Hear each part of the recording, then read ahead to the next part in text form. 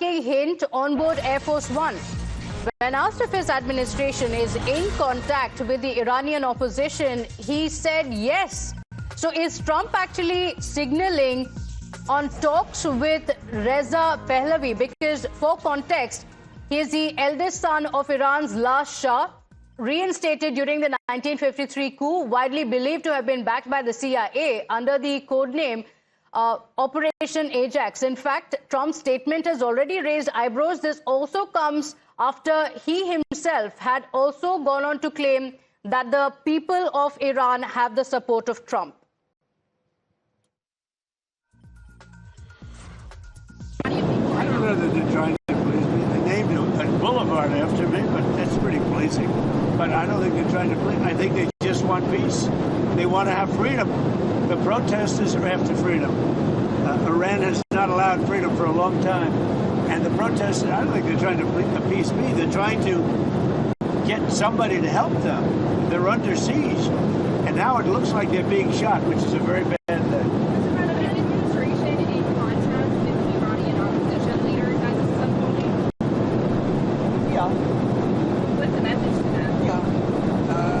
You're going to find out pretty soon.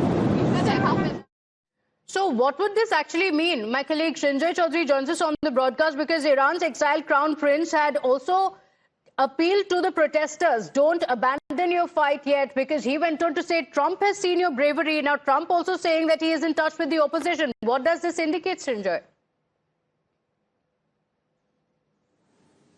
Well, in this case, he's very clearly in touch with the Shah's son.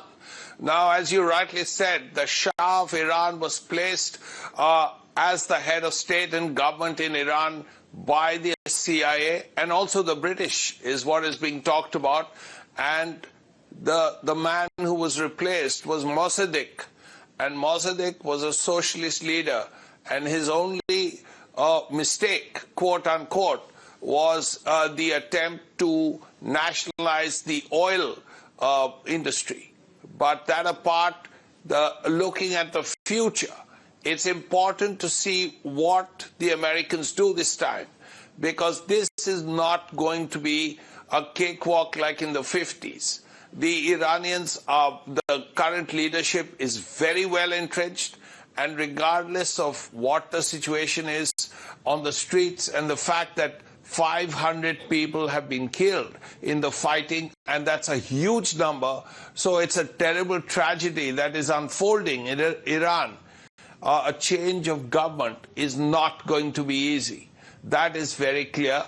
Whatever the Shah's son says, also Reza Pahlavi says, is not going to lead to an immediate change in government, an immediate regime change. Because very simply, Iran is a huge country. The Iranians tend to dislike the Americans, and any attempt by the Americans to bring their person as head of state or government in Iran will create further problems, is the general belief. Okay, this is a big hint though that is being dropped on board Air Force One. Just a moment, Shinjoy, my apologies. Colonel Arsan Singh also on the broadcast with us. Good morning, Colonel Arsan Singh. How do you view this statement by the US President, who clearly seems to be hinting that he is in touch with the opposition leaders in Iran? Suppose so that CIA would be at it for a very, very long time. They do have the penetration. If Mossad and the CIA did not have the penetration, so many assassinations and killings, intelligence-related killings, would not have taken place in Iran. And look, one thing is there, you can't have two Irans, living, side by side in parallel. That is the IRGC and Iran. Now, can somebody tell me what is, what are you, paranoid about, that you need a separate entity called Iranian Revolutionary Guards? Just, just like many other, palace, institutions, like you have Saudi Arabia, you have this IRGC enjoying all the economic perks, and they get the best of the arms and equipment. You have there are two parallel armed forces in Iran. Now, how do you sustain this? And we should not forget that this regime also had taken the same route in 1979. And okay. He was where did he come from? He was there in France. I'm talking about the senior Khamenei. And then he was literally paradropped here. So things have come full circle. Okay. And as you know, I agree Iran is a big country, but the hinterland had changed much before, let me tell you. People were lapsing back to Zoroastrianism, ma'am. I can tell you this with, a great deal of responsibility. Okay.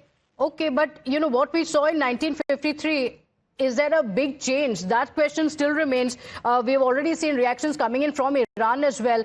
Colonel Arsen Singh, thank you for joining us on the broadcast. Let's in fact talk about the protests that are taking place in Iran, because we're seeing amid these communication blockouts in Iran, we're seeing multiple international reports and right groups actually say that the death toll seems to be rising very fast. The Associated Press cited the US-based human rights activist report that suggested that as many as 500 people are dead, over 10,000 people being detained as of 10th of January. All of this in the anti-government protests. While Iran's streets are engulfed in violence and arson, the exiled crown prince, and this is where it gets interesting, the opposition that Trump is talking about, is he talking about the eldest son of Iran's last Shah? Because he seemed to be seeing an opportunity to claim the throne. He has urged the protesters to continue revolting, claiming Trump's support and assuring that he will soon be joining them.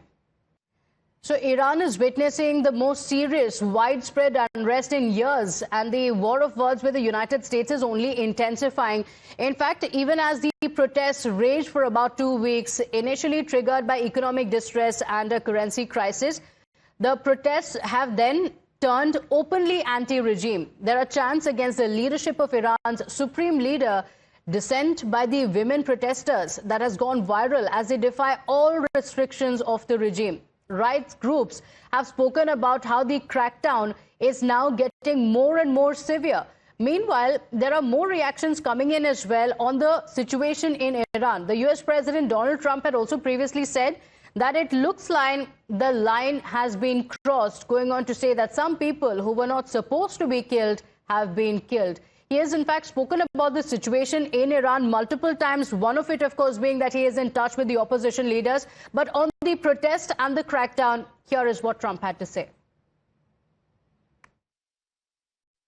Have they crossed your red line yet to trigger a response? They're starting to, it looks like, and there seem to be some people killed that aren't supposed to be killed. These are violent, if you call them leaders, I don't know if they're leaders or just they rule through violence.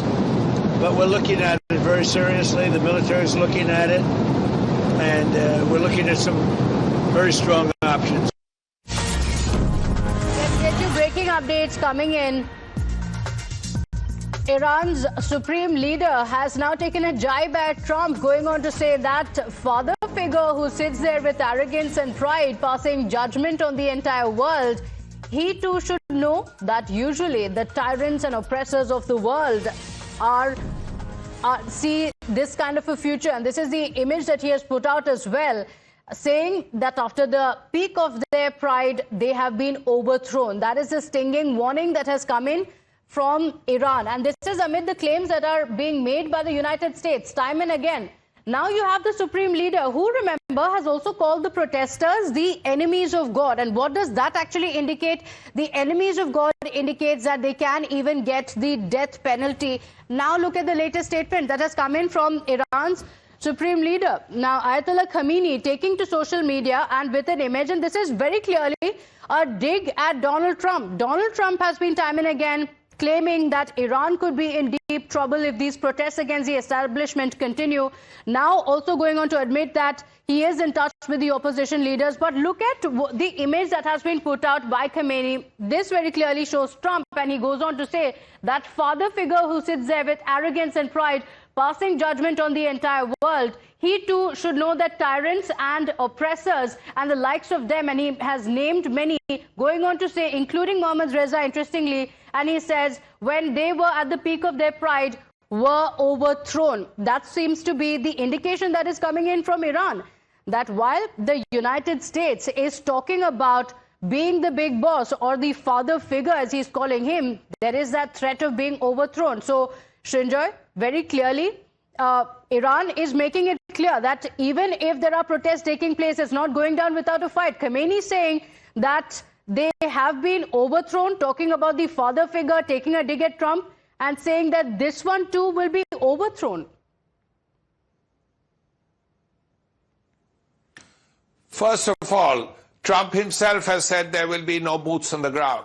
He realizes the trouble that will happen if there are boots on the ground, because Iran is a large country, 90 million people, and with, as others have said, a very strong military. Now, that's the first thing.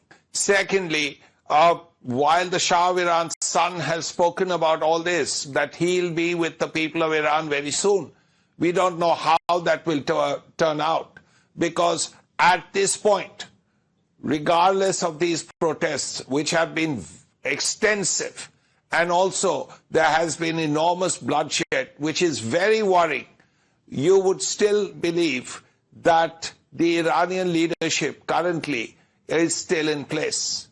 And any regime change will not be easy. That's really the first thing. What is absolutely necessary, of course, is the end to this fighting.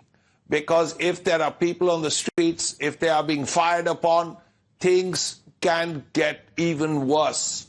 But right now, it's very, while President Trump has said, we are supporting the opposition, while the Shah's son is saying that he is going to be with the people of Iran, it's still too early to tell what is going to happen tomorrow, because it's very complicated. We don't know how much support the Shah's son has or will have. What we know is currently there are thousands of people on the streets, and the objective is economic. They want a better lifestyle. They want better living. And this is the problem. For a variety of reasons, the Iranian people are not getting what they want. So at this point, they are on the streets. They are fighting for their economic rights. Now, how this will turn out politically, keeping Trump in mind, keeping the Shah of Iran's son in mind, keeping the current leadership in mind, is actually hard to tell.